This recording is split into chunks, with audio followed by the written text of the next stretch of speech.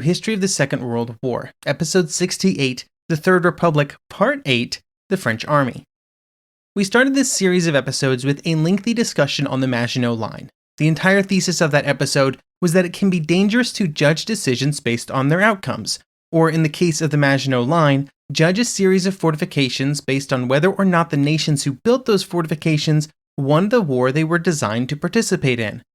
Over the last 6 episodes, we've taken a fantastic voyage through French politics during the 1930s, the goal of which was to provide background for why certain decisions were made around rearmament and reactions to other events in Europe, and, as we will discuss today, around how the French military planned to fight a future war. This is a topic where it can once again be very easy to start at the end and work backwards, hunting for reasons for the failure. In the summer of 1940, the French military would, almost in its entirety, fail at its primary task of preventing a German invasion of France. There were several key trends in the French military in the decade before 1939 that would lead to this outcome. 2 of the most important were a distinct feeling of inferiority and a complete incorrect read on what the future of war would look like. The constant feeling of inferiority, when compared with Germany, especially after rearmament efforts began, would push the French military in an incredibly defensive stance. This would feed into their complete misinterpretation of what war would be like in the years and decades that followed, which left the French military theory of 1940 feeling archaic.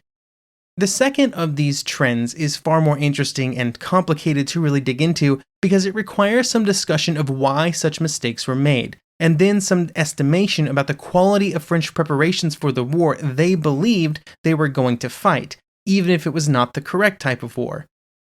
To close out this introduction, I have to make sure to mention the really keystone source for this episode, The Seeds of Disaster, The Development of French Army Doctrine 1919 to 1939 by Robert Allen Doughty. Longtime listeners of History of the Great War might remember my constant praise of Doughty for what is probably the best book focused on French efforts in the First World War, Pyrrhic Victory, French strategy and operations in the Great War. Doughty continues his discussion of the French military in Seeds of Disaster, and I really cannot recommend it enough. We will start off with a quote from Seeds of Disaster that kind of frames everything we're going to talk about. Quote, "Governments construct their military system based on an analysis of the requirements of their political system, the demands of their country's unique geographical settings, and the memories of their nation's historic experience with war and with the use of military force." End quote. To try and understand why the French army made the decisions that it would make in the 10 years before 1940, we have to talk about what they thought would be the dominant factor on future battlefields. To put it simply, they believed that firepower would dominate. The ability of armies to marshal and direct firepower meant that any battlefield would be an incredibly lethal place for any man or machine that was unfortunate enough to find itself on it. Critically, they also believed that firepower would overwhelm any other changes made within the military sphere, particularly changes made to mobility due to motorization and mechanization. This was a conclusion drawn from the French experiences during the First World War, and was also in some ways a reaction to some pre-war French thoughts. Looking back from after the First World War, it seemed clear that French military leaders before the conflict had underestimated the power of firepower. This had resulted in the French army creating an offensive framework that was overly optimistic about what a soldier could accomplish. After the First World War, they would attempt to not make this same mistake again, because of course they did. Unfortunately for the French, trying to avoid that mistake would cause them to stumble into another one. The First World War had been a period of rapid military, technological, and theoretical evolution. In 1914, men were advancing across northern France in close order against artillery that would at times be firing over open sights. By 1916, this would shift into massive battles of annihilation, where both sides would collect more artillery than either side could have dreamed of before the war began. This increase in artillery power would continue in 1917, but then something else would start to occur. During 1918, artillery, while still very, very important, began to be overshadowed by what occurred after the bombardment, particularly when looking at how the various armies managed to start mounting reasonably successful offensives. There were still serious challenges involved, the largest being mobility of attacking units, and they really needed to be able to move forward at faster than foot speed, to really make huge changes. But the German offensives of spring 1918 and then the Allied offensives of the 100 Days began to show that the future of warfare might be more dynamic than what 1915 to 1917 had shown. This would be one of the driving forces behind the focus in other nations on armored theory during the interwar period. Both the British and Germans would put a lot of time and focus on armored doctrine in the years that followed, and over the course of the interwar years, they would be greeted by constant, if at times slow, technological developments. The French were not ignorant of these technological developments. They just believed that they did not override the experiences of the last war. Artillery was still seen as the key to the battlefield, and the key was to make sure that it was in the right place at the right time. This meant that as militaries began to motorize and mechanize, the French met that with an effort to motorize the artillery. They understood that other nations were mechanizing and that the pace and positioning in battle would have to accelerate. They just really underestimated how much additional speed would be present. One of the major problems that was not addressed was the lack of innovation within the French artillery. They were still incredibly reliant on the old reliable 75mm field gun, which was showing its age in terms of size and power. More importantly, though, changes had not been made to artillery doctrine that would allow it to really function on a much more fluid battlefield. Simple things like fire support requests did not have a quick path from the officers at the front to the artillery batteries, and instead it would have to wander a bit up the chain of command. This was not seen as a critical area of concern because the French belief in just how influential firepower would be caused them to make some incorrect assumptions about what war would look like in general. They felt that it would force the entire war into a defensive slugfest, not that dissimilar to the First World War. The general belief was that after some initial chaos, which the French would mitigate with preparations like the Maginot Line, things would settle down and the French could move to their preferred, methodical battles.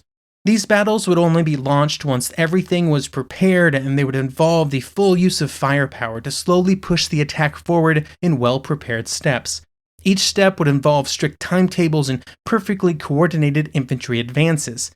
This view of what a war would look like was both informed by the realities faced by the French military, but then also informed some other decisions that they would have to make. We will talk about some examples in each of these categories. But first, any military doctrine is only as good as its matchup against what everybody else was doing. And that was the first real weakness of the French plans. The Germans would do everything in their power during the 1930s to avoid the exact type of war that the French were planning to fight. In Germany, this push would influence many different areas of their military planning and preparation. For example, tank designs would prioritize speed and mobility. It also forced discussions about where and who should be making decisions, because with mobility came challenges of command and control. This was less pressing for the French, who were more comfortable with more decision-making happening at higher levels of command because they believed that centralized control was a huge benefit, even if it slowed decision-making at the tip of the spear. That the French misjudged what the future held is not necessarily their worst problem during these years. Everybody made mistakes. It can be very tempting to underestimate the uncertainty present in any future predictions on the nature of warfare in an environment with rapidly advancing technology. Now, the biggest problem was the lack of ability to adapt. The official statements of the French doctrine in the form of army manuals would see two major revisions during the interwar years. The first revision would be written in 1921, with Pétain and 12 other officers drafting the instructions, which indexed incredibly heavily on events of the First World War, as you would expect. That document would remain in force all the way until 1936, at which point a revision would be undertaken to account for technological changes of the last 15 years. There would be some changes in details, but no real restructuring of the instruction manuals from 1921.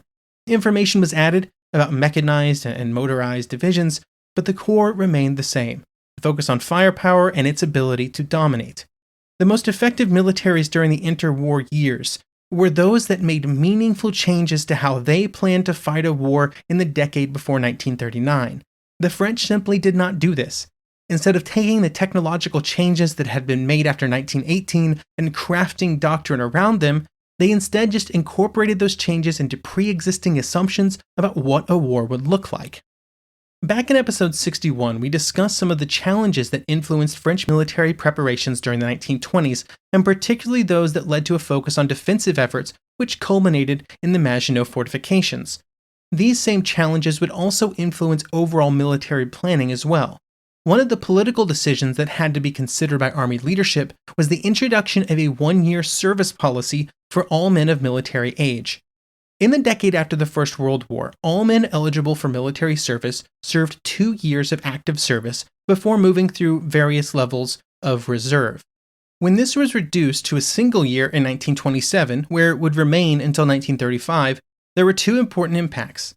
The first was the most obvious. The soldiers had less training during their period of active service. Most of their year would be spent only on the most basic of military training, and they were only really useful as soldiers in the last half of their enlistment period. The second, and equally important, was that it meant that the standing army in France was very small. There simply were not as many soldiers in the army at any given time, which made certain essential functions difficult. A great example of this was getting experience for officers that commanded units at divisional level or above. They were only really able to command real units of troops during fall maneuvers, but these were often far below the strength and size that they would be expected to command after mobilization. For example, a wartime corps commander might only have ever commanded 1, maybe 2 divisions on maneuvers. Another challenge was that when mobilization was ordered, outside of the eastern districts, which would be called upon to run to the Maginot defenses in the hours after mobilization, there would be quite a bit of sort of resource shifting. The plan was to kind of move pieces around because they wanted to optimize for long-term planning and strength instead of short-term cohesion. So there was a lot of mixing of troops and officers. Eventually, the 1-year service law was reverted in 1935, and it was removed back to 2 years, but the results were less than what you might assume. This was because of the small wartime generations that were at that point aging into military service, starting in 1935, which meant that the doubling of service time was almost entirely counteracted by the reduction in the sheer number of men available. This reduction had been foreseen since 1918, and is one of the reasons for such a massive push for defensive preparations. Without the defenses, it was probably going to be beyond the capability of the French military to defend the French borders during these years. The outcome of all of this was that when a war happened, the French required a lengthy period between mobilization and real combat to refresh training for everyone and to bring all of this massive number of reserves into the army and get them ready. And the hope was that the fixed defenses could provide that time.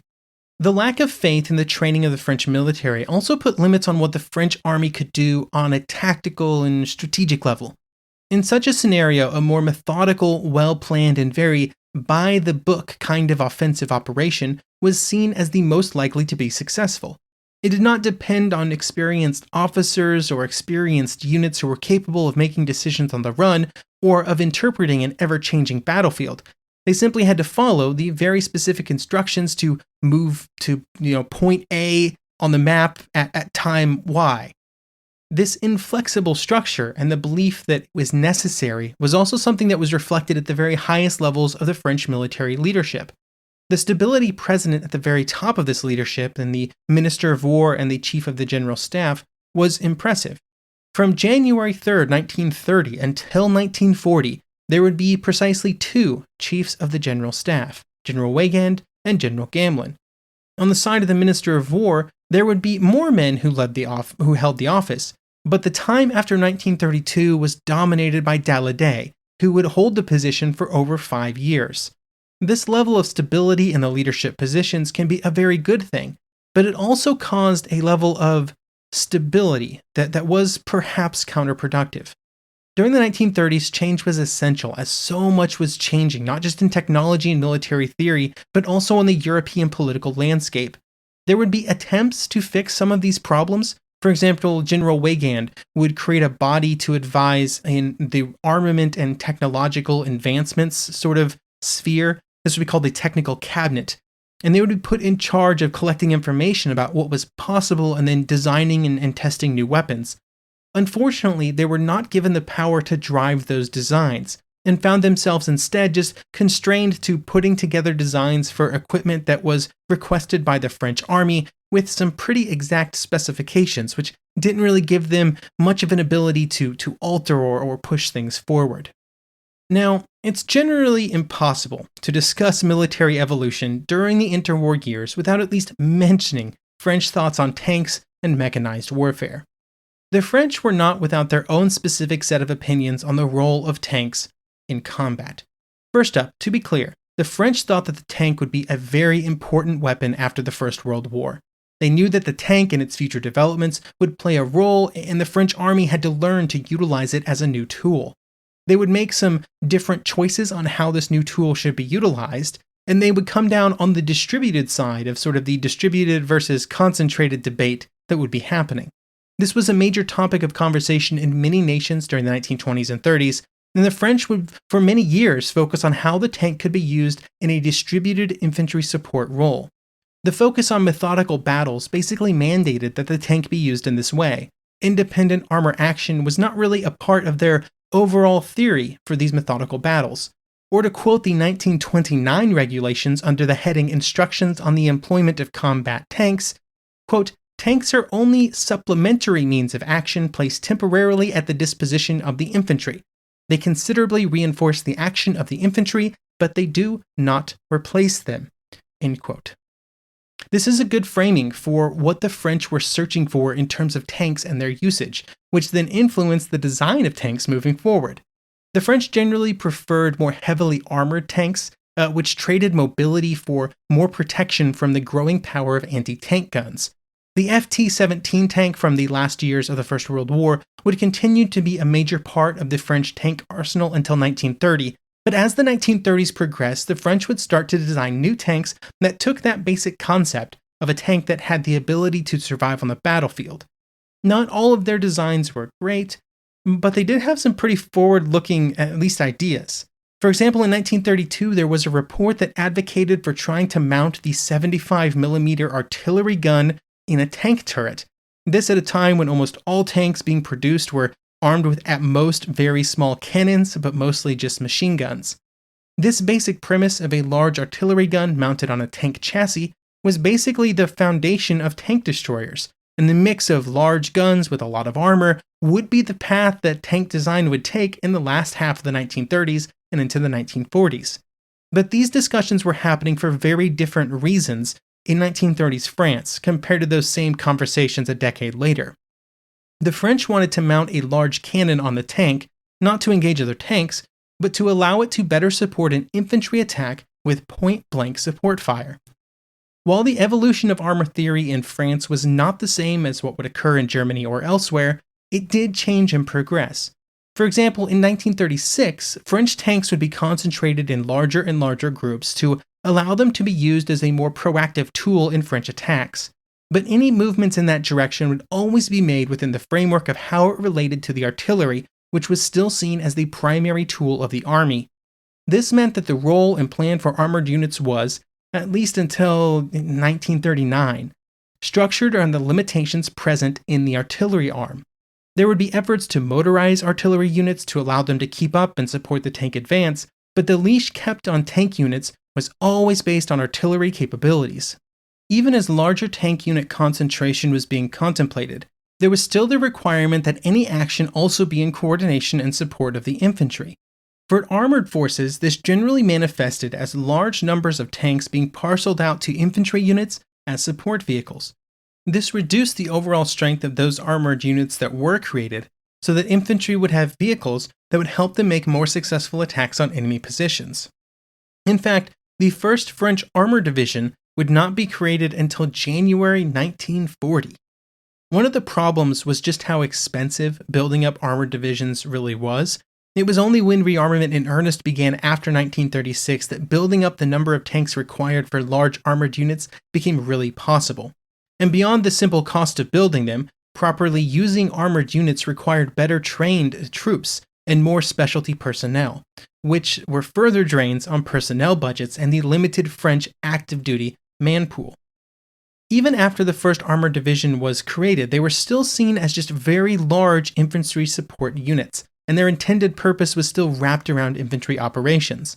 There were, however, units in the French army that were planning to fulfill a more independent set of operations, and that was the Cavalry Units. The French cavalry had underwent a large mechanization process in the years before the war. They were equipped with light tanks, armored cars, and motorized their infantry. With these tools, they were supposed to fulfill a very traditional role for cavalry, operating outside of the methodical battle to scout the enemy and exploit any weaknesses that they found. By the time that they were started, these units were also to be used as breakthrough and exploitation units, which was very similar to how other armies were planning to use their armored divisions. But as with the armor and gun discussions happening in France, this was once again the French arriving at a similar place for different reasons. The cavalry divisions were not seen as the primary tools of the army. They were seen as supplementary to what would be the decisive infantry and artillery attack. So to summarize, the French made mistakes in how they were planning to fight a war. There was a general lack of understanding in how some of the technological advances of the 1930s fundamentally changed the nature of warfare. But maybe more importantly, they were unable to fully recognize how their plans would interact with others, particularly those being made by the Germans. What I've been surprised about when thinking about some of these mistakes is how similar they were to the mistakes made by the French army in the decade before the First World War.